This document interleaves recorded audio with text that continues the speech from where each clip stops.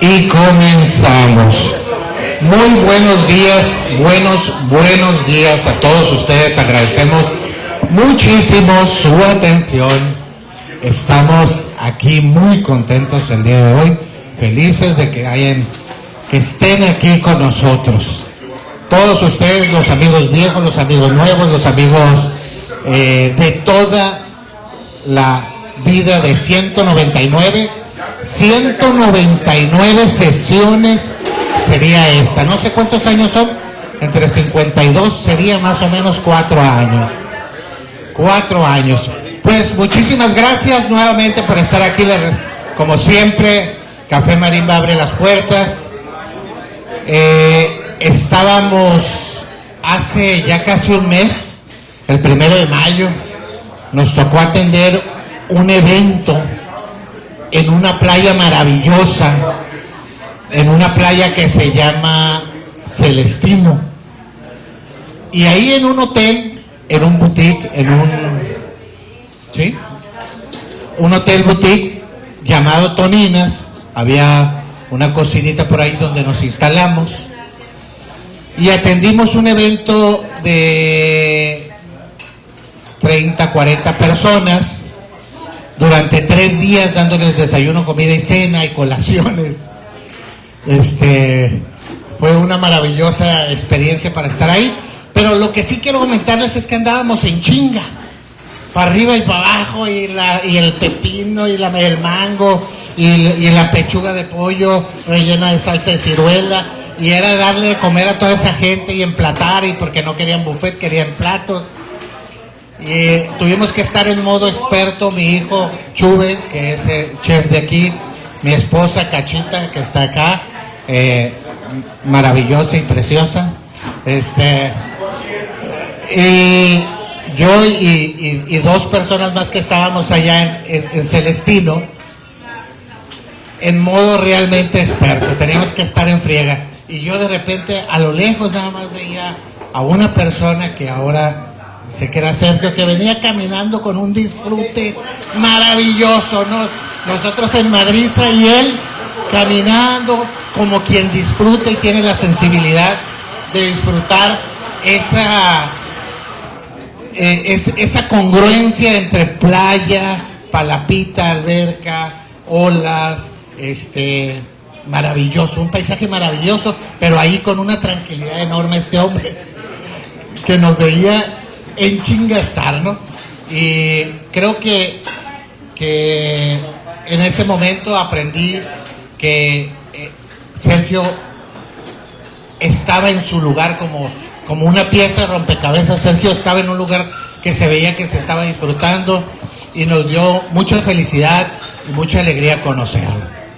Ahora sí lo voy a presentar. A nombre de la Comunidad Cultural Gilberto López Alanís, les damos la más cordial bienvenida a este espacio de encuentro, de diálogo y reflexión. Gilberto López Alanís dejó un legado profundamente ligado a la promoción cultural, la memoria histórica y la formación de comunidad en Sinaloa.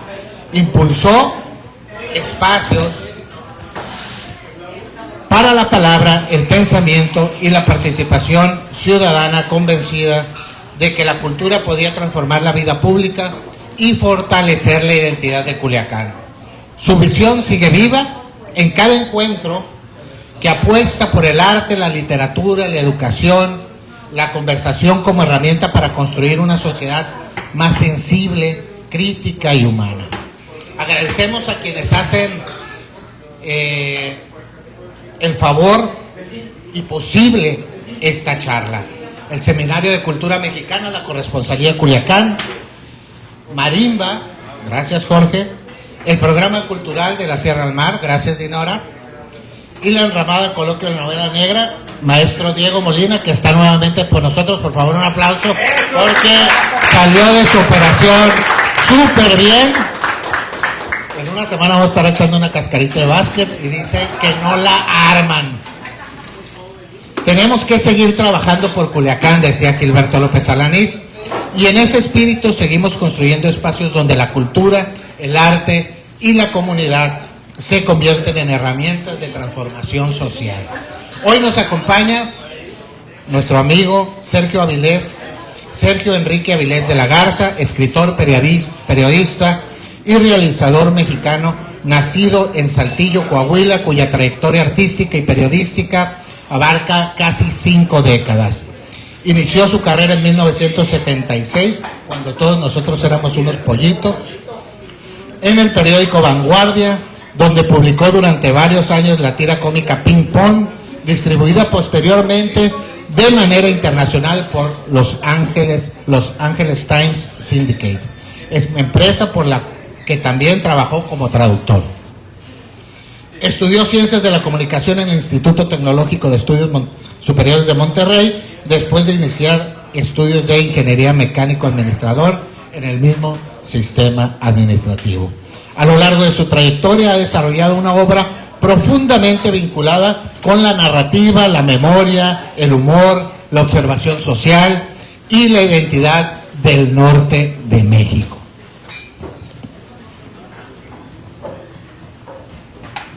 Ha sido editor de diversas publicaciones culturales y periodísticas, entre ellas la revista Dumac, Saltillo Mensual y Coahuila, Espejismo Pleno, además de mantener una constante actividad editorial y de difusión cultural a través del portal Coahuila In.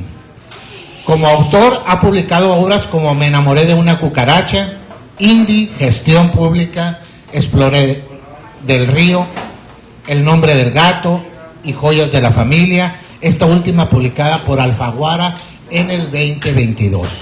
En el ámbito cinematográfico, ha trabajado como productor en proyectos de Guillermo Arriaga, como El Pozo, Words with God y No One Left Behind, esta canción también.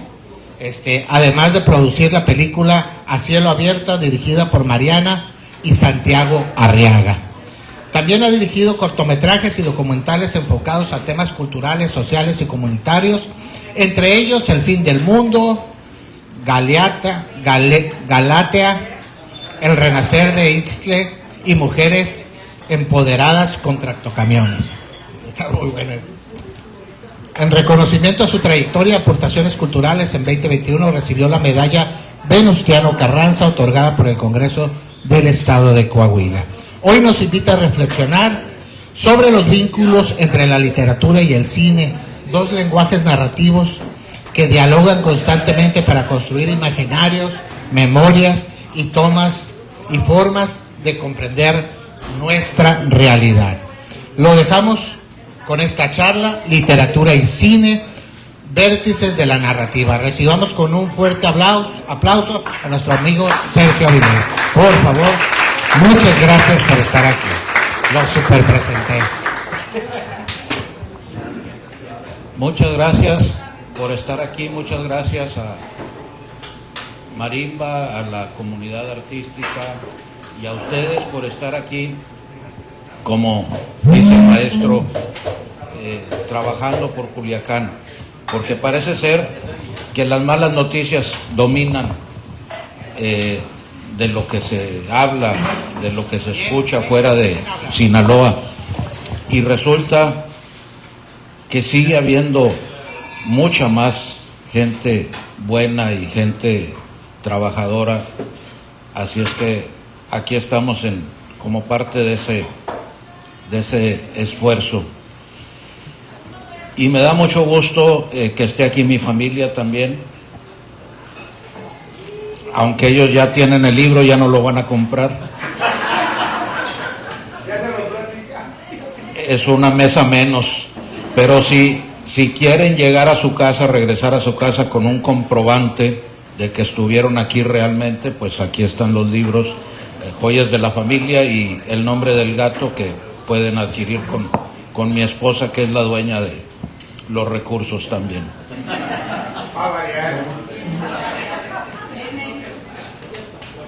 Decía mi querido concuño Enrique Hubbard, quien me hizo el favor de presentar el libro Joyas de la Familia aquí en La Cruz cuando recién llegamos, que su papá le había dicho que el éxito de un escritor dependía de que hablara como escribía y escribiera como hablara. Y me hizo el favor de decir que yo lo había logrado, que el narrador de mi novela Joyas de la Familia era yo. El narrador de la novela Joyas de la Familia es un detective privado de 50 y tantos años, ya lo dejé atrás, pero que como todos nosotros en cierto momento tiene un miedo terrible a padecer Alzheimer. Todo el día de ayer me lo pasé trabajando en una presentación para pasárselas a ustedes aquí hoy, y en la mañana que me subí al carro dejé la computadora ya, así es que ya me convencí de que yo soy ese narrador, porque ya me está alcanzando la dispersión caprina, como dice él, es decir, se me van las cabras.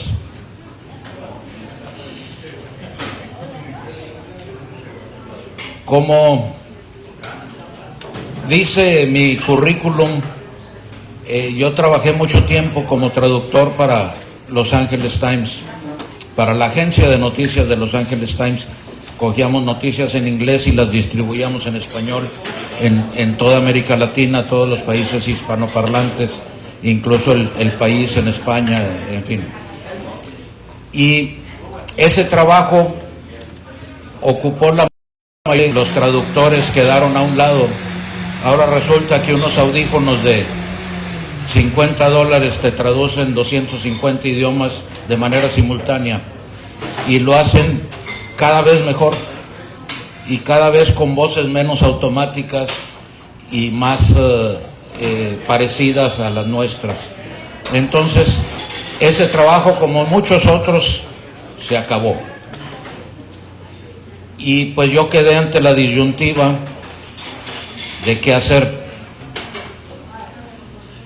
Mi modelo profesional lo saqué del taller de un amigo un día que se me descompuso una escopeta, y fui a que me la reparara, a que me hiciera una piececita muy especial del gatillo, y me dijo, vente, vamos a hacerla, y me llevó a un taller donde tenía como 50 tornos trabajando, todo el momento estaba haciendo tornillos, y paró uno de ellos y ahí se puso a trabajar, y le dije, no, pero si lo tienes ocupado, vengo después.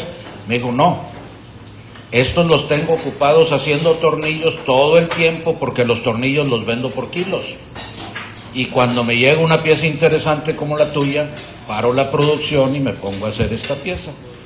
Y se me hizo algo interesante, entonces yo necesito, dije profesionalmente, una fábrica de tornillos, algo que produzca constantemente sin que me quite mucho tiempo, y dedicarme a lo creativo cuando llegue algo, un proyecto interesante, una idea interesante, que están llegando todo el tiempo. Pues bueno, esa era mi parte de traductor, ¿verdad? La fábrica de tornillos. Y la destruyó la inteligencia artificial. Entonces, buscando qué hacer, me acordé de una conferencia que vino a dar un ahora muy amigo mío, Guillermo Arriaga, que es un gran escritor mexicano, yo creo que el más prominente de los escritores mexicanos y latinoamericanos de estos tiempos. Vino a dar una conferencia a Saltillo. Iba a presentar su novela Un dulce olor a muerte. Y la universidad no tenía dinero para pagarle.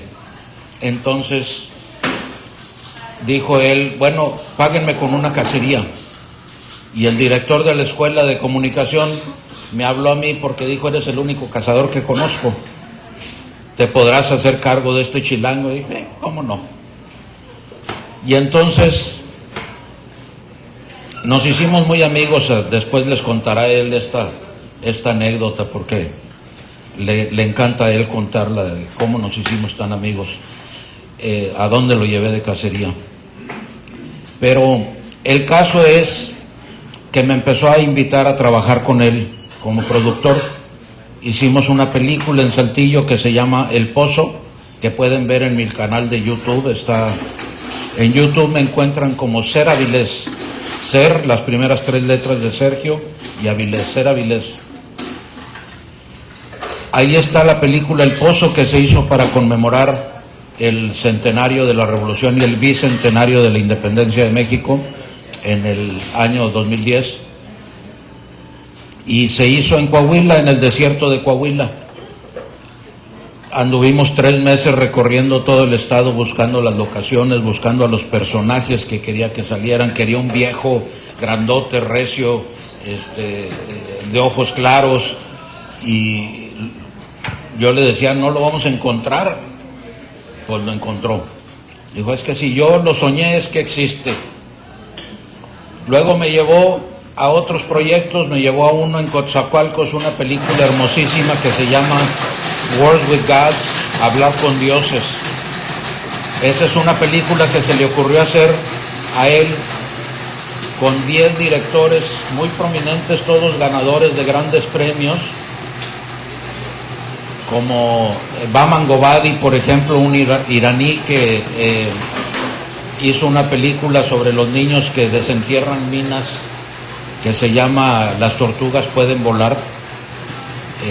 Mira Nair de la India, Kusturica, Alex de la Iglesia en España, en fin, todos hablando de su relación con cualquier dios en que ellos creyeran. Y él hizo una que para él habla del ateísmo, se llama La Sangre de Dios.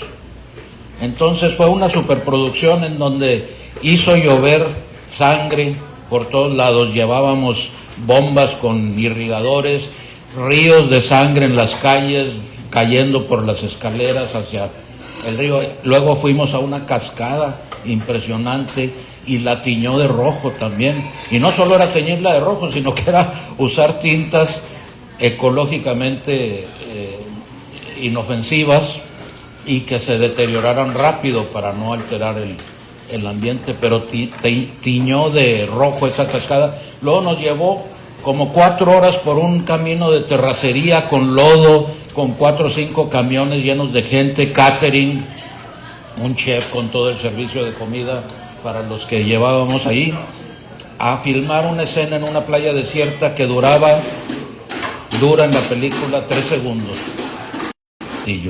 ¿Qué tenemos en el centro de la ciudad de Saltillo? Pues tenemos un montón de iglesias. Pues vamos a aprovechar las iglesias, son bonitas. Entonces vamos a dar un tema religioso. Como también mencionaron por ahí en mi currículum, yo había escrito un libro que se llama Me enamoré de una cucaracha. Lo publiqué en 1992. La cucaracha no es mi esposa, era otra cucaracha.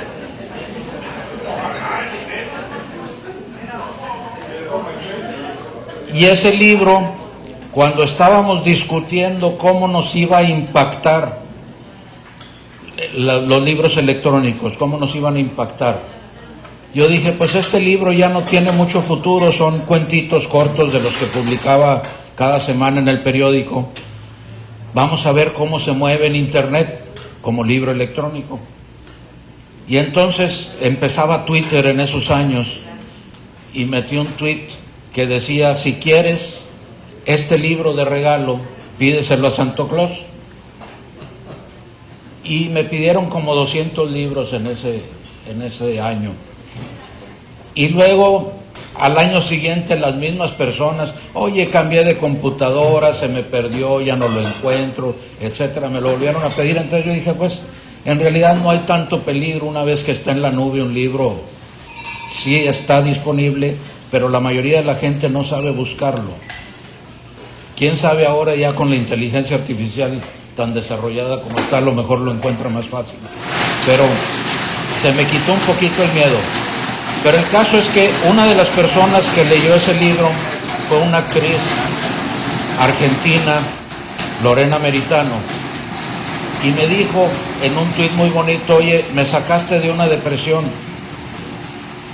Me veía yo riendo en el aeropuerto sola y disfruté mucho tu libro, muchas gracias por tu regalo. El día que quieras trabajar algo de cine, háblame por favor.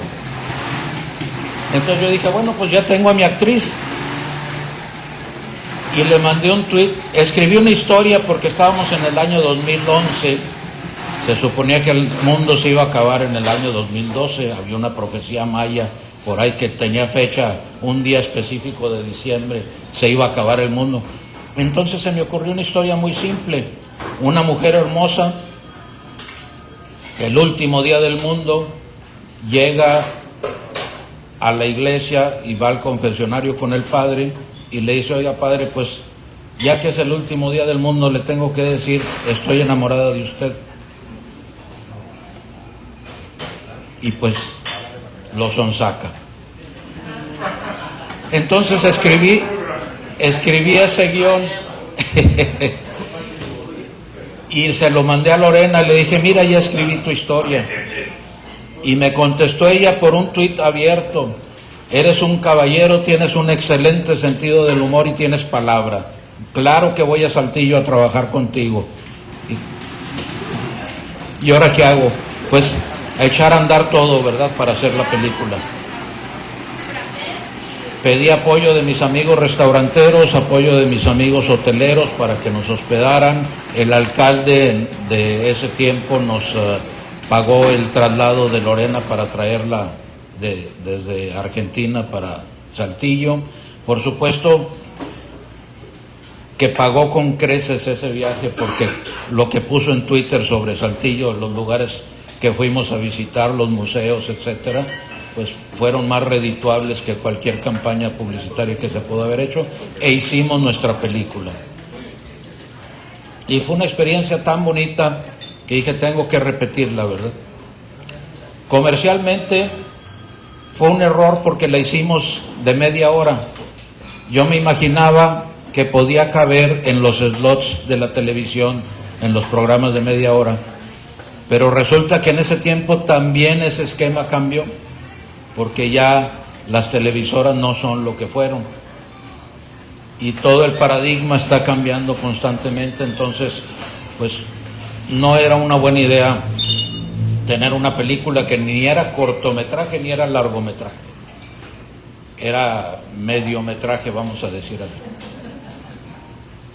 Sin embargo, yo como narrador digo, una historia da lo que da. Puede ser una historia de 5 minutos, de 1 minuto, de 3 horas.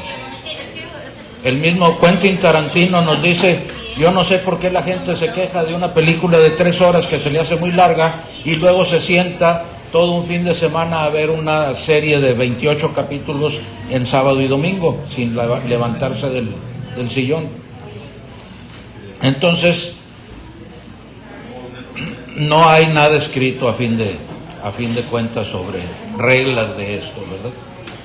Pero pues seguí trabajando con Guillermo Arriaga. Guillermo tuvo mucho éxito con una novela que se llama El Salvaje, regresó a la literatura con esa novela, y El Salvaje es una novela como todas las suyas que es muy trágica. En la primera página ya se murieron todos los personajes, pero luego, como a la tercera parte de la novela, hay un personaje que llega y le da luz a la historia y todo se empieza a componer y se convierte en una historia muy dulce, una historia de amor por la vida y amor por la tierra y amor por los que nos rodean. Y ese personaje es un domador de tigres y leones, biólogo, que se llama Sergio Avilés de la Garza, alias yo.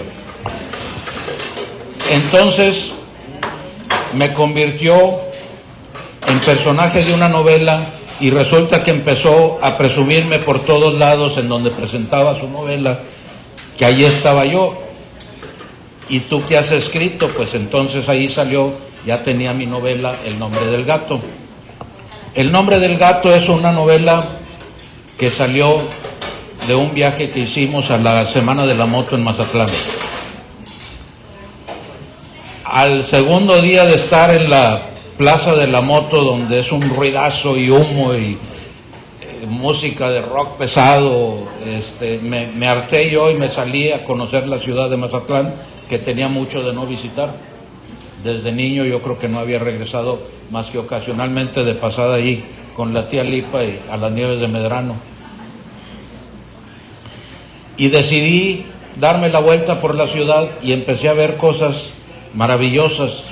Me topé con la Plaza Machado, me topé con el Teatro Ángela Peralta, que Ángela Peralta tiene una historia muy bonita en Saltillo también, porque antes de venir a Mazatlán en su última gira estuvo allá en Saltillo y la gente la sacó en hombros del teatro después de su presentación, tuvo mucho éxito. Y en la Plaza Machado, además de que conocí a una escritora que vende sus libros ahí en la plaza, Aleida Rojo, muy prominente de Mazatlán y muy buena, tiene unas obras fantásticas. Me enteré, conocí la historia de la canción Alejandra. No sé si la recuerdan ustedes, pero resulta que es un vals de los más hermosos que se han compuesto en México y que no le funcionó al niño que le pidió al maestro de la Mora que le escribiera esa canción para conquistar a Alejandra Ramírez, que tenía como 15 años. Pues no le funcionó, y a mí me dio mucho coraje que no funcionara una canción tan hermosa como esa. Entonces dije, algún día tengo que venir a Mazatlán y hacer que esa canción funcione. Y así nació la novela El nombre del gato. Decidí que necesitaba un narrador omnisciente porque iban a estar viajando mucho entre Saltillo, Monterrey y Mazatlán. Y entonces se me ocurrió utilizar a los gatos, porque los gatos están en todas partes, nos ven y nos juzgan desde abajo del refrigerador o arriba del ropero, en cualquier parte que se escondan. Entonces narro esta novela a través de 14 gatos que están en las vidas de los protagonistas. Y lo acompaña también otro personaje femenino que se llama María Elena, que es otro vals del otro lado de la República. Este es de Lorenzo de Barcelata, de Veracruz. A Lorenzo sí le funcionó su vals, se casó con la señora María Elena y juntos administraron el Hotel Regis en la Ciudad de México por mucho tiempo. Y el Hotel Regis se conecta con la historia de Joyas de la Familia. Resulta que en 1992 vino una comadre a vernos a la casa y me dice, Sergio, la abuela de tu compadre me acaba de heredar esta joya, y me enseña un collar precioso de diamantes. Yo creo que es falso, me dijo. Pues vamos a ver, lo llevamos a evaluar y resultó que era legítimo 100%. Entonces, pues nos surgió la duda de dónde viene. La abuela de mi compadre ya padecía Alzheimer, entonces era muy difícil platicar con ella, pero al mismo tiempo era encantador platicar con ella, porque se brincaba de un tema a otro, a otro, a otro, a otro. Y me pasó como con una tía acá de la familia un día que tampoco aguanté el ruido de toda la convención de los Frías y me fui a refugiar a la casa.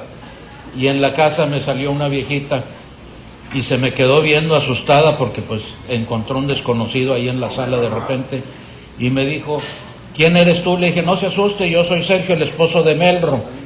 ¿De qué Melro? Melro Frías Castro. Ay, se apellida igual que yo, de seguro somos parientes. Entonces me gustó eso como técnica narrativa, porque brinca de una historia a otra con una fluidez extraordinaria y el espectador o el escucha se queda con el ansia de que continúe con la historia original, a la cual regresa eventualmente. Eso sí nos preocupamos. De hecho, cuando Alfaguara me dijo que estaba interesada en la novela, porque llegué a Alfaguara, obviamente, gracias a Guillermo, que estaba publicando con Alfaguara. Ya para entonces Guillermo había ganado el premio Alfaguara en el 2020 con una novela que se llama Salvar el Fuego. Ahí salgo yo mencionado nomás brevemente, pero ya no como personaje principal. Y me presentó a la directora editorial de Alfaguara, le presenté yo mi novela y me dijo, me interesa, vamos a publicarla. Cuando me dijo eso me puse a temblar, dije, híjole, se van a dar cuenta de todas las mentiras que estoy diciendo. Porque es una novela que empieza hablando de Inglaterra, de la reina Victoria, con toda su descendencia que tuvo por todas las casas reales de Europa, incluyendo su enfermedad, la leucemia que les transmitió a todos los varones, entre ellos el hijo del zar Nicolás y Alejandra de Rusia, Alexis,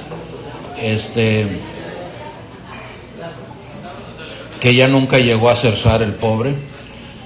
Luego se brinca a hablar de las minas de la India, donde nacieron los diamantes, donde encontraron los diamantes estos, cómo fueron a dar a los ojos de el señor Shiva, Lord Shiva, y cómo uno de ellos es augurio de mala suerte siempre. Estos fueron robados por un navegante que luego fue alimentado a los cocodrilos, pero los diamantes no.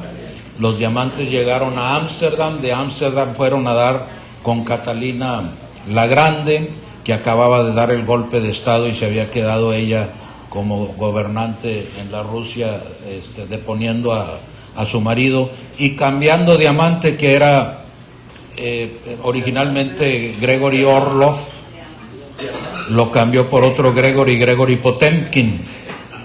A diferencia de Enrique VIII, que cortaba la cabeza de sus esposas, la emperatriz Catalina la Grande les daba un premio cuando cortaba con ellos.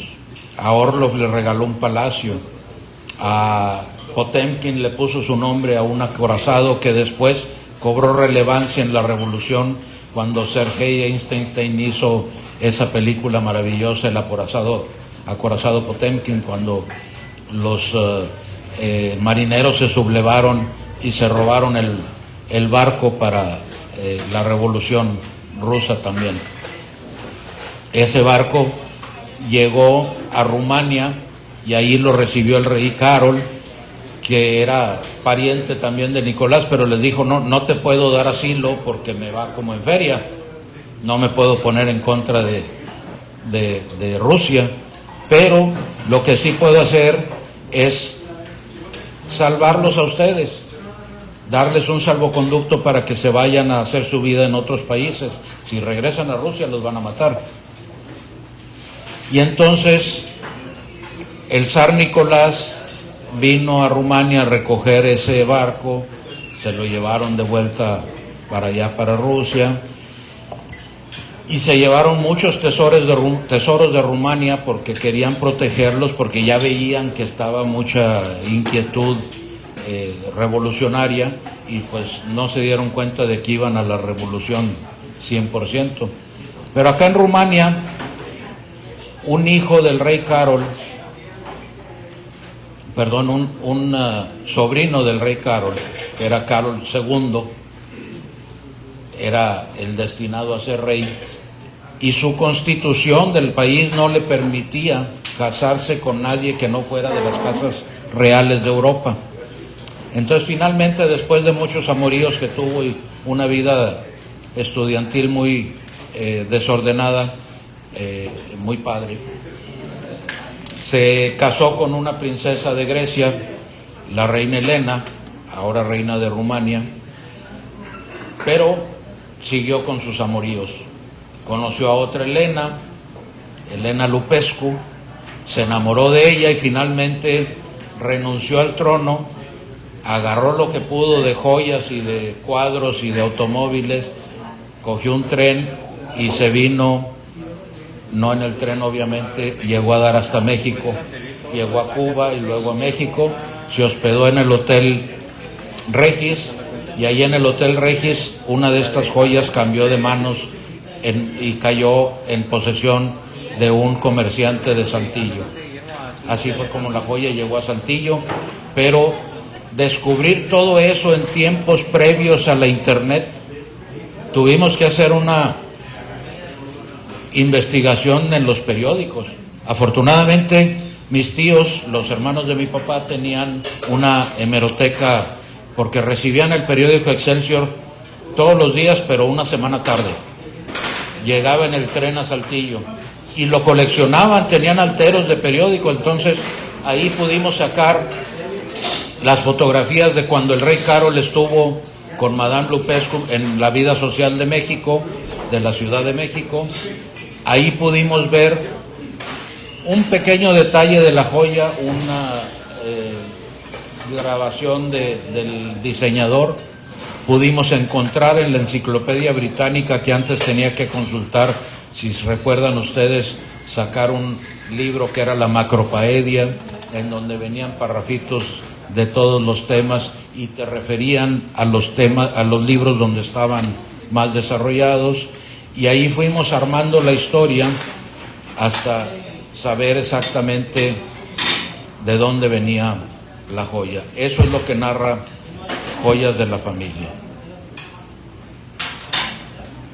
Estamos muy interesados en narrar historias. ¿Cómo decidimos si una historia es novela escrita o si es... La misma historia te va contando qué es lo que quiere ser. Esta, por ejemplo, sería muy difícil convertir en una serie de televisión porque recorre todas las épocas y todos los mundos habidos y por haber, entonces sería una serie muy cara. Ojalá pudiéramos hacerla. Pero si hay una historia que se limita a un café o a una ciudad, pues es mucho más fácil de convertir o narrar como película. Entonces estamos produciendo otras películas que esperamos sacar pronto este año. Hay una en Netflix que también ya la mencionaron. Guillermo, cuando escribió Amores Perros, escribió una trilogía que incluyó Babel y luego se metió por ahí 21 gramos. No sé si recuerden esas películas, pero se quedó una por ahí de la trilogía esta que entonces era tetralogía, que se llamaba A Cielo Abierto. Y esa se quedó por ahí dormida hasta el año 2022, cuando sus hijos ya crecidos de 30 años dijeron, queremos hacerla. Y es una película que ocurre en gran parte en Coahuila, entonces ahí también fui yo como productor. Se llama Cielo Abierto y está en Netflix, se la recomiendo mucho, no les cuesta verla. Pues no sé si haya preguntas por parte de... Ya les conté toda mi vida resumida, así es que ahora les paso el micrófono a ustedes. Bueno, pues muchísimas gracias, Sergio. Y ya saben, levantando la mano, felicitaciones, comentarios, recriminaciones de todo tipo, preguntas, el que guste levantando la mano, por favor, le paso el micrófono. ¿Hay alguien? Por acá. ¿Alguien que quiera felicitar, preguntar? Por este lado. Quedó todo claro. Ya saben, alguna de la familia, felicitar. Cachito. Sergio, muchas gracias por haber atendido esta invitación. Estamos muy contentos de que nos estés contando. Sabemos que aquí están los libros que están a la venta, pero yo lo que quisiera preguntar es, ¿cómo digo? Y ahorita me quedó como muy claro, será porque somos migrantes digitales, ¿no? Esta comunidad es una comunidad migrante digital, pero veo a mi sobrino Natsume allá y digo, ¿qué pensará ahorita que estás hablando de Enciclopedia Británica y de los ¿cómo se llama? Resúmenes y periódicos y hemerotecas? A mí me tocó ver una hemeroteca personal que tenía mi papá de años en la biblioteca de su casa, que a final de cuentas fue un peligro porque mi hermano le prendió un cerillo y casi nos quemamos. Pero ahora eso es algo que los jóvenes no están viendo, ¿no? Que no están palpando, que en reuniones como estas van a empezar a escuchar. Entonces, ahorita que estás hablando de eso y que estamos brincando a la era digital, ¿qué tan difícil o qué tan desafiante es el poder estar integrándote a esta nueva realidad? ¿Cuáles son los desafíos o qué es lo que tiene un creador en el día de hoy que hacer para entrar a Netflix, para poder hacer uso de YouTube como ustedes lo están haciendo? Por ejemplo, a mi papá le tocó la época en la que tuvieron que usar Zoom para seguir haciendo sus programas, sus radios, sus conferencias en pandemia, ¿no? Pero ahora que tienen que brincar a estas plataformas, ¿no? Comerciales y que son un nuevo medio para tener ingresos, ¿cómo le han hecho? ¿Qué tienen que hacer los muchachos? ¿Qué tienen que hacer los muchachos? ¿Realmente tienen que tener un background de aprendizaje? Porque para poder llegar a ese punto, ¿qué es lo que se les recomienda? Esa es la gran incógnita. Sí, porque en realidad estamos en un mundo donde el peligro más grande es la sobreabundancia de información, que no sabemos si es real o no es real, que no sabemos si fue generada por un ser humano o es un conjunto de inteligencias ahí de la computadora, porque cada vez es más grande la habilidad que tienen las máquinas para simular la creatividad humana. Yo me he puesto tratando de avanzar o de ponerme al frente de esta revolución, a estudiar y a trabajar con la inteligencia artificial. Por ahí he subido algunos videitos tratando siempre de decir esto es inteligencia artificial, por más obvio que resulte. Por ejemplo, hice un videíto en donde Dostoyevsky recomienda Joyas de la Familia, o en el Día del Libro aparezco con Mark Twain diciendo que es uno de mis autores favoritos, y él dice que yo soy uno de sus autores favoritos también. Mark Twain murió también hace más de 100 años. Entonces, por increíble que parezca, hay gente que no conecta esos factores, y que si yo no le digo, y a pesar de que le diga esto es inteligencia artificial, oye, qué simpático el viejito con el que saliste.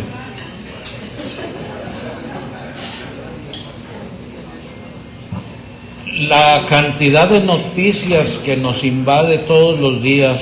El otro día me preguntaba, vinieron a visitarme unos amigos de Saltillo, me dicen, oye, ¿y cómo le haces aquí? ¿Qué noticiero ves? Porque no tenemos ni televisión en la casa,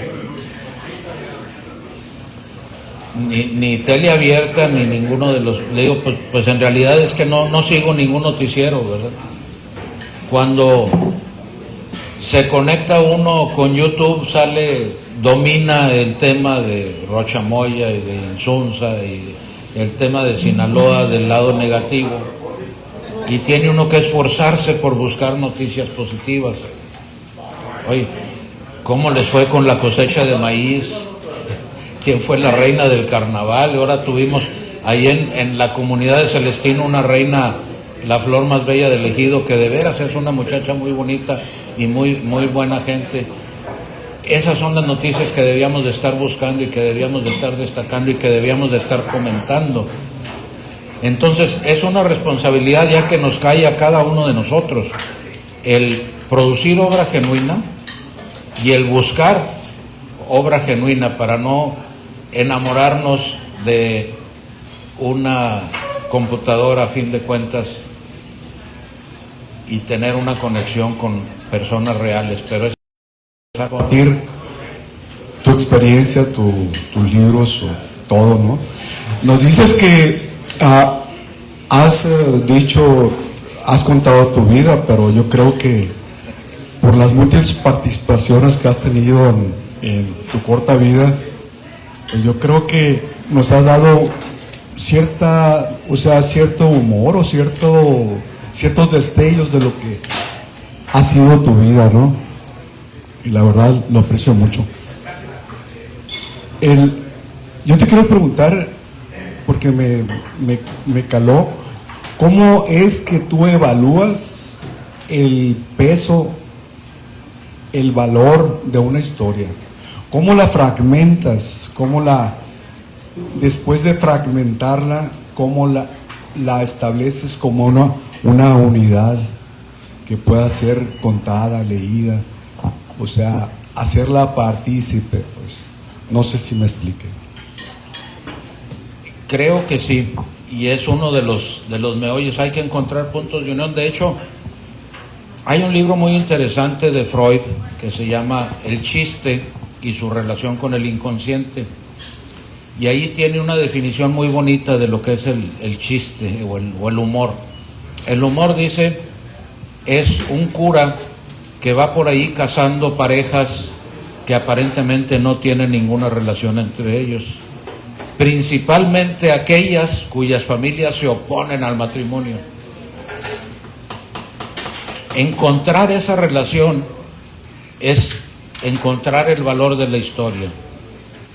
Por ejemplo, la semana pasada, de hecho, yo publico un videíto todos los martes en un periódico de Saltillo, y lo pueden encontrar a través de mi canal de YouTube, también se llama como todos los martes. El de ayer, que no se los he compartido, por cierto, porque se me fue trabajando en una presentación que se me olvidó traer.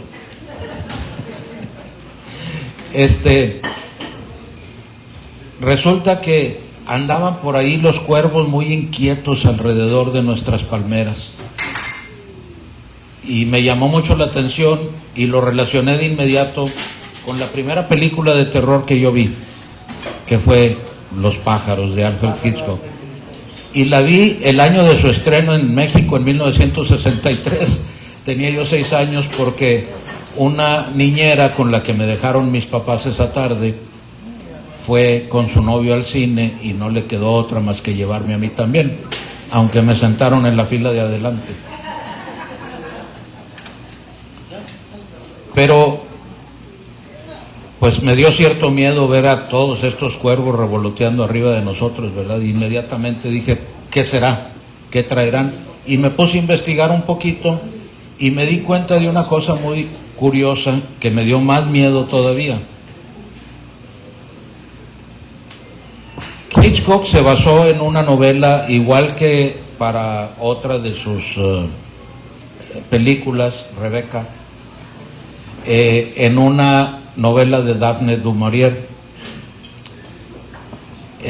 Los pájaros no es una novela, es un relato, es un cuento corto, pero Daphne du Maurier se inspiró en un hecho real que ocurrió unos años antes en una población por ahí de California, en donde un montón de pájaros empezaron a atacar a la gente, aparentemente atacar a la gente. En realidad lo que pasaba es que los pájaros estaban desorientados, se les despertó mucho la agresividad y pues sí, se metieron por todos lados, ¿verdad? Y golpeaban a la gente, chocaban contra los vidrios de los coches, de las casas, en fin.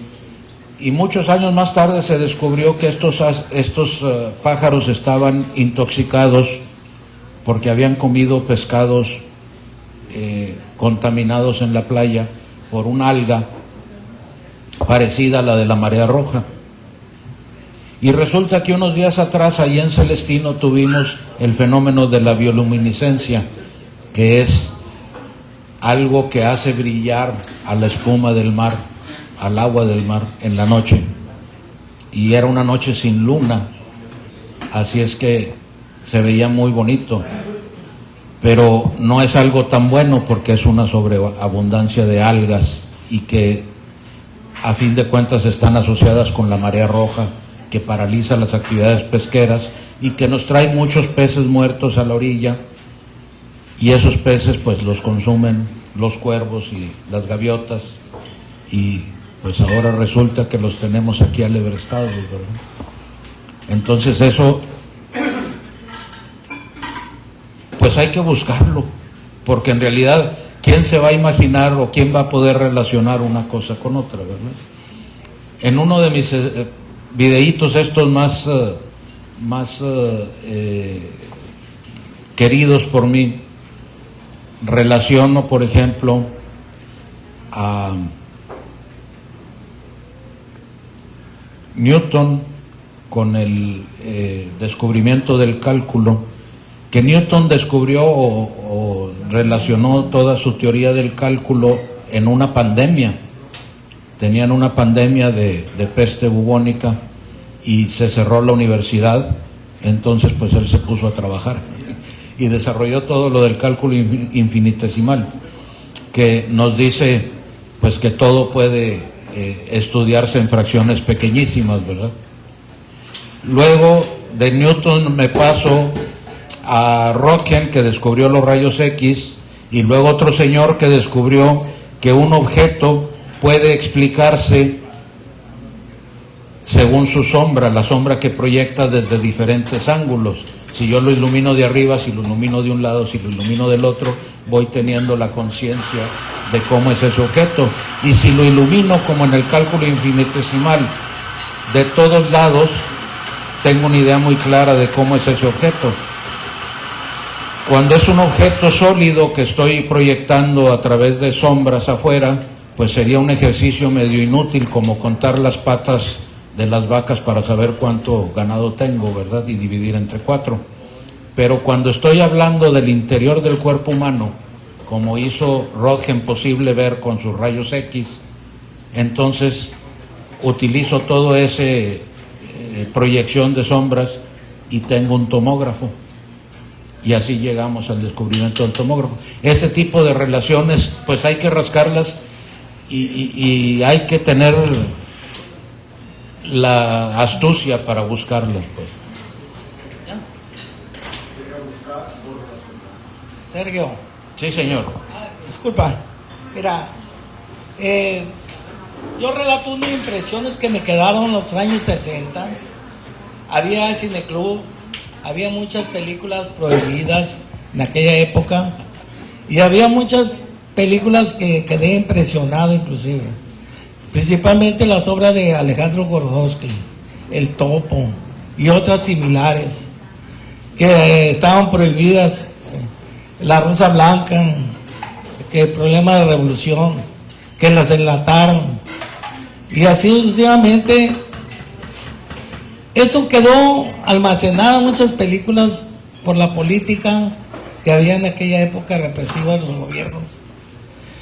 Pero actualizando, ahora el cine contemporáneo utiliza mucho la famosa pantalla azul.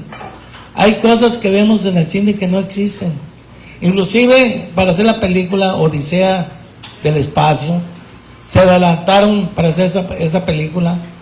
Inclusive es de interpretación. Muchas veces lo vimos y no supimos ni el final comprendimos o lo analizamos, cada quien analizó el final a su modo. Hay muchas películas que quedan cortadas de repente y quedan para que el público interprete y le dé el final que él corresponde. Pero el cine actual pues es más fácil de hacerse por la tecnología que están utilizando, que a veces no sabemos si es real o no, es irreal. Entonces, la gente actualmente, los jóvenes, están por el cine espectáculo, de animales que no existen, de héroes que no existen. Y en realidad muy pocas películas actualmente están haciendo de la realidad que se vive en México y en el mundo. Únicamente es eso. Y tiene muchos conocimientos. Yo tengo un sobrino que también es, yo creo que lo conocerás, se llama Ernesto Díaz Martínez Guzmán, es un crítico de películas, es muy aficionado, no sé si lo conoces. Me suena el nombre, sí. Que inclusive tiene una columna y abre y critica muchísimo. Y te felicito por tu exposición. Gracias. Gracias. Sergio, qué bueno que estás aquí. Qué bueno que vienes a compartir esta ciudad maravillosa que es Culiacán. Culiacán es un tema de muchas historias. Estamos a punto de cumplir 500 años de fundación. Creo que esto nos tiene que ir acercando a hacer esta gran historia de lo que es Culiacán. Y qué bueno que estás acá porque con tu experiencia creo que vamos a poder avanzar en ese sentido.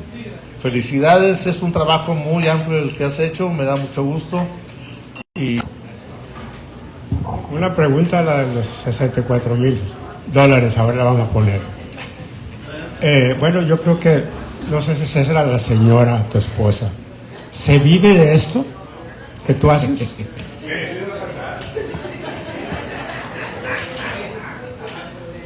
Bueno, yo les hablé de mi fábrica de tornillos, ¿verdad? Cuando mi sobrino Enrique me dijo que si quería venir a cuidarle el hotelito aquí, inmediatamente acepté. ¿Por qué? Porque significa un ingreso cuando menos muy pobre, nos paga muy poco. Y además me trajeron con engaños porque me dijeron, hombre, vas a poder sentarte al lado del mar a escribir pacíficamente. Todos los días hay trabajo de mantenimiento. Ya se tapó un baño, hay que cambiar un foco, se rompió una tabla.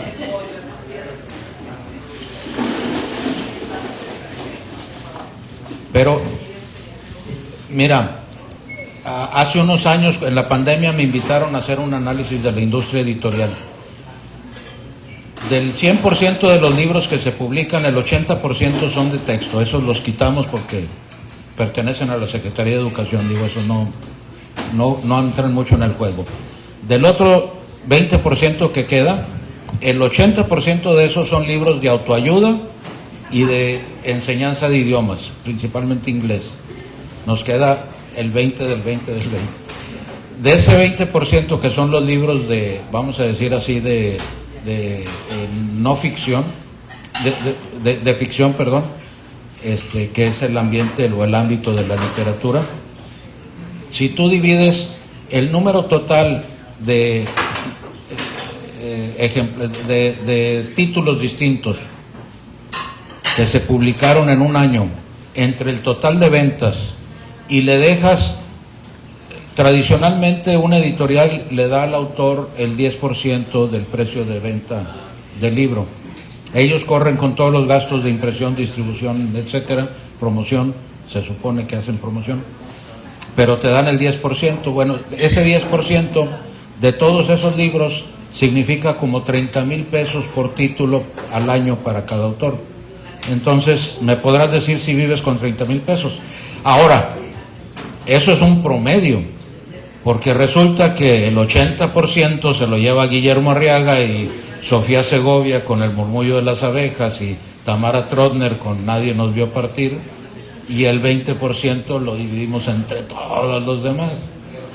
Entonces, es difícil, pero sí se puede. Por ejemplo, yo lo complemento un poquito con el trabajo periodístico de publicar cada semana. A mí me encantaría encontrar una editorial como las de Julio Verne, que le compraban 7, 8, 10 novelas en un periodo de 3 años, ¿no? Y entonces ya se dedicaba él a escribir y a entregar. Ahorita yo tengo que, además de escribir la novela, luchar porque me la publiquen, una vez que la publican, luchar por promoverla, por ir a las ferias, etcétera. Entonces es un trabajo muy fragmentado. Es muy difícil vivir, pero pues, no estoy flaco. Ay,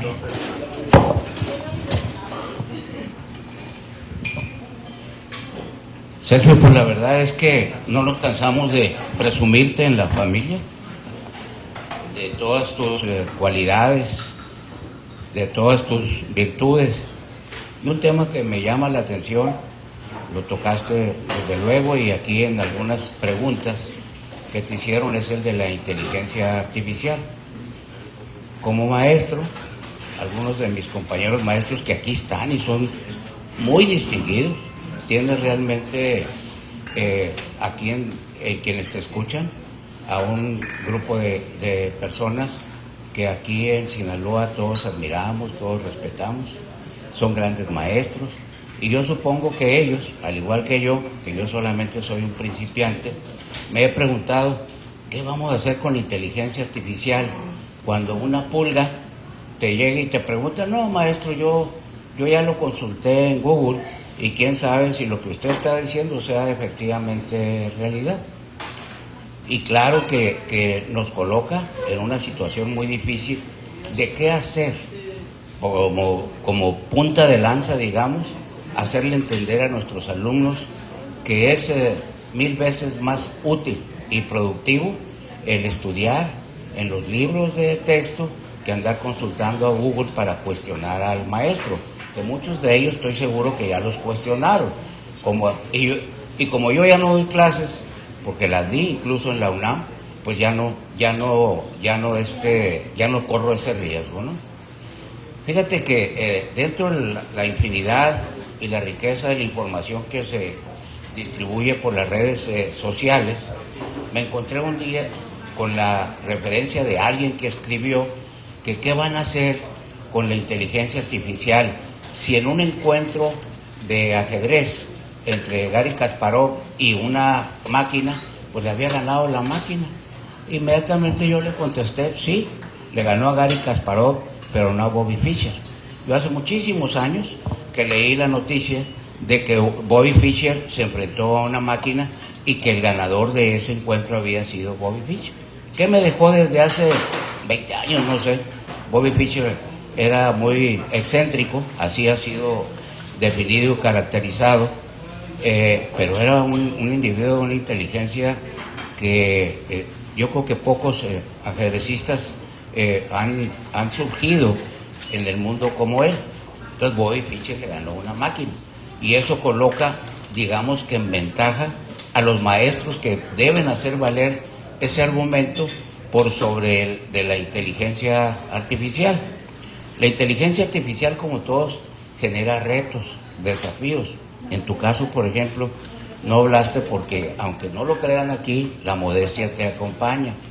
Todos los martes, Sergio, para la familia fundamentalmente genera un... ¿Cómo le llamaríamos, Sergio, a eso? Que todos los martes... Bueno, un producto que le surge de lo que él está observando, que es lo que realmente nos acaba de señalar con con el suceso de los cuervos, que él encontró a través del arte de la investigación, de la necesidad de la investigación, cuál había sido el origen, no el de él, sino de la película de los pájaros, que fue el consumo de un pescado que estaba contaminado. Luego entonces los maestros debemos de entender que uno de los factores fundamentales de utilizar la inteligencia artificial es la investigación, porque si no nos van a colocar contra, como luego dicen en el boxeo, contra las cuerdas. No tenemos nada que hacer contra un alumno que llega, no maestro, yo acabo de consultar a Google tratándose de mí, y Carneluti no dijo lo que usted dice que dijo. Bueno, pero lo consultó a través de la inteligencia artificial, no de los libros que escribió ese autor, que siempre encuentran un ángulo diferente a lo que la inteligencia artificial te está resumiendo. Y quienes, fundamentalmente yo me he fijado que quienes escriben ahora, pues le piden el resumen a alguien de sobre el tema, y la inteligencia artificial te lo da.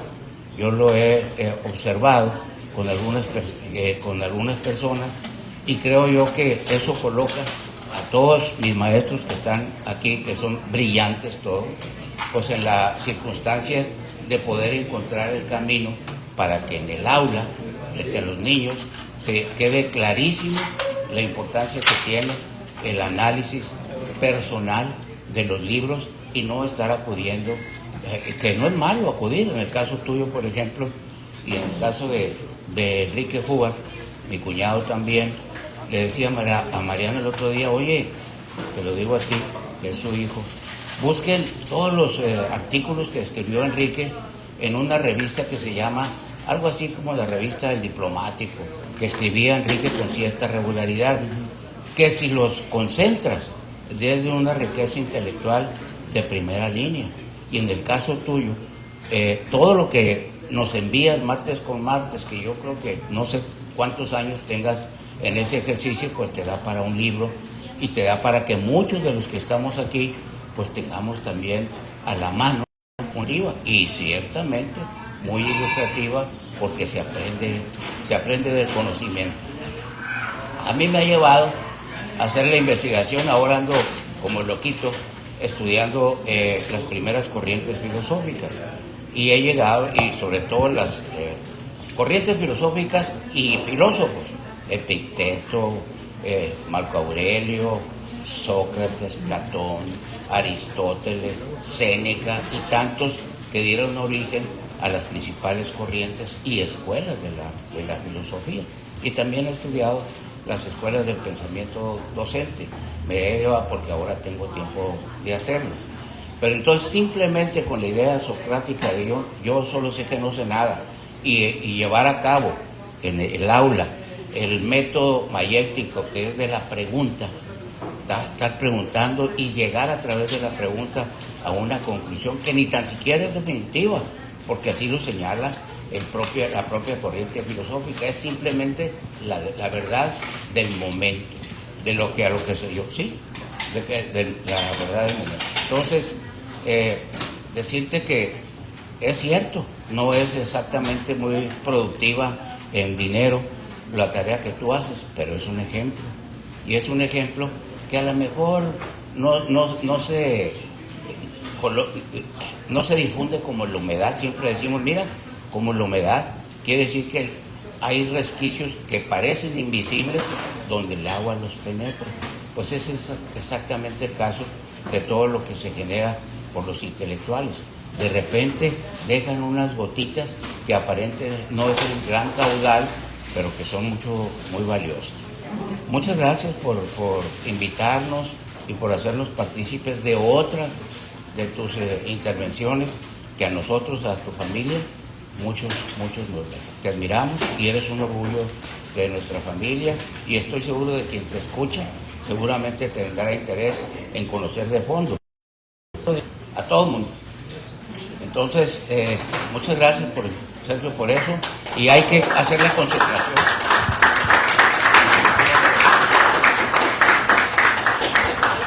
Fíjate, tocaste un punto muy importante en lo que es la inteligencia artificial. ¿Qué le vamos a preguntar? Eso es lo más importante. ¿Qué le vas a preguntar? Porque de ahí depende la respuesta. La información ahí está, pero ¿cómo la vas a sacar?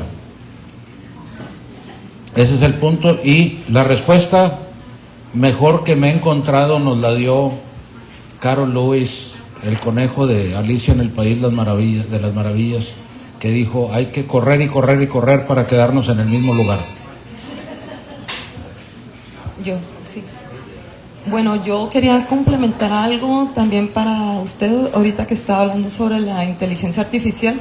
El día de ayer, antes de dormirme, unos minutos antes de dormirme, vi una nota acerca de que el Papa León XIV acababa de escribir un texto, en esta semana lo publicó, un texto que le dedicó 44,000 palabras a la inteligencia artificial, que se llama Magnífica Humanidad. El subtítulo es sobre la custodia de la persona humana en el tiempo de la inteligencia artificial. La encíclica trata principalmente sobre los riesgos éticos, sociales y políticos de la IA, sobre cómo la tecnología debe permanecer al servicio de la humanidad, no del poder económico o militar.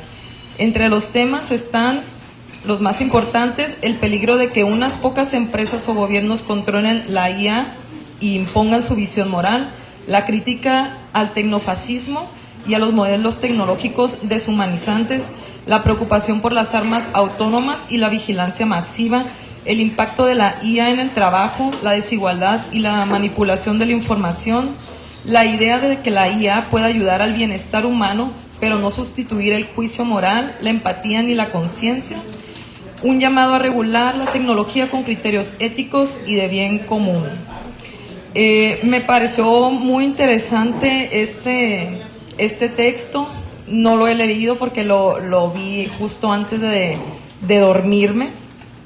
Y, por ejemplo, hablas sobre... Se puede descargar, ya está en línea.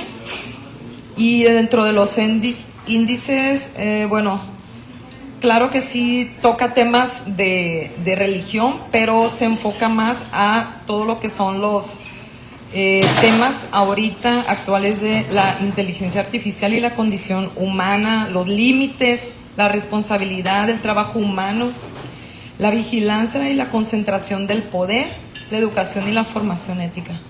Entonces yo nada más no conozco el texto, pero se me hizo muy interesante que todos podamos leerlo, este tema, porque está muy relacionado y está muy familiarizado y lo estamos viviendo.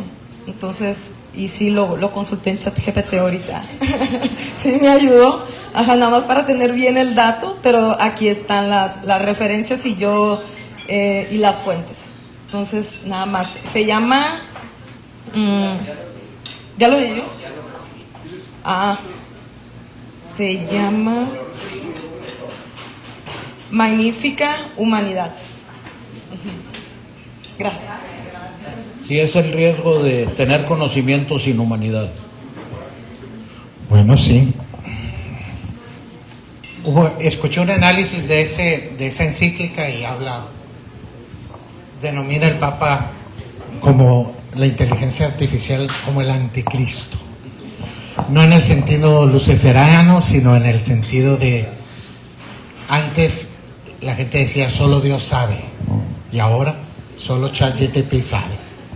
En fin, agradeciendo siempre su presencia, la Comunidad Cultural Gilberto López Alanís, el Seminario de Cultura Mexicana, la Corresponsalía Culiacán, Marimba, el Programa Cultural de la Sierra del Mar por Radio Aguas todos los sábados a las 2 de la tarde, la Enramada Coloquio Novela Negra, otorgan el reconocimiento a Sergio Avilés por haber participado en la charla Literatura y Cine, Vértices de la Narrativa, el miércoles 27 de mayo del 2026. Entre Jesús Héctor Peraza, presidente de la comunidad, agradecemos mucho tu presencia, tu plática. Hemos estado aquí en una mañana maravillosa. Muchas gracias a todos. Tenemos saludos ahí en virtuales. Sí, se conectó, la maestra Alicia Montaño, Magdalena Romanillo también, que siempre nos está viendo. A ver, déjenme ver. Viridiana Sogwell, Prudenciano Moreno, Marta Elisa Tapia Ochoa, fueron las personas que nos escribieron. Y nada, muchas gracias. Tenemos anuncios parroquiales.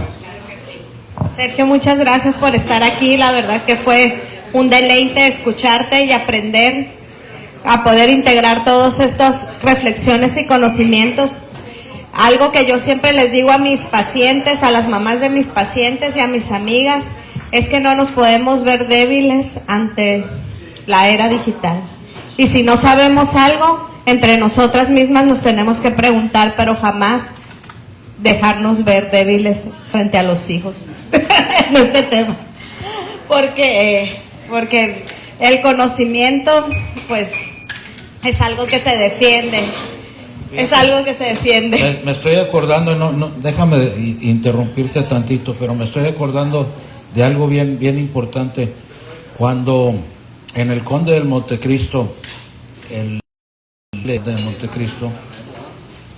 conde le dice, porque ya lleva muchos años ahí, hay 73.218 piedras en mi celda.